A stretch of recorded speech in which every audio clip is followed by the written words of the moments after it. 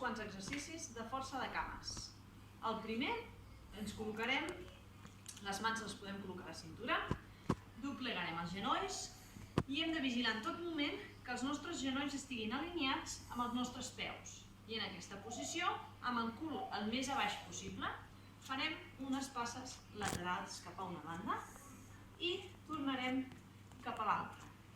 Per al següent exercici ens col·locarem amb les cames separades, tornarem a baixar el cul a baix i el que farem és dues opcions. Uns podeu fer pujar i baixar els talons a la vegada i haurem de fer repeticions en aquesta posició. I si no, l'altra opció, si costa mantenir l'equilibri, el que farem és pujar un turmell i l'altre de manera alterna.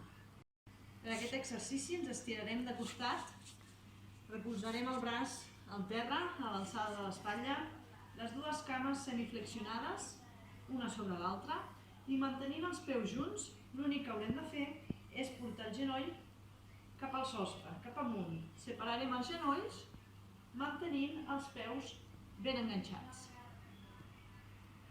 La cama de sota la podem deixar flexionada igualment, la de sobre l'estirarem a l'alçada de la nostra cadera. En aquesta posició haurem de mantenir el tronc ben recte, apretarem la panxa perquè es quedi el tronc fixe i el que haurem de fer és portar la cama endavant i endarrere. Hem d'intentar que el nostre cos no es mogui. Si ens resulta molt difícil, podem ajudar-nos posant la mà aquí davant per aguantar-nos una mica. En aquest exercici ens col·locarem tal com veieu, estirats al terra, panxa amunt, cames doblegades, els braços enganxats al terra.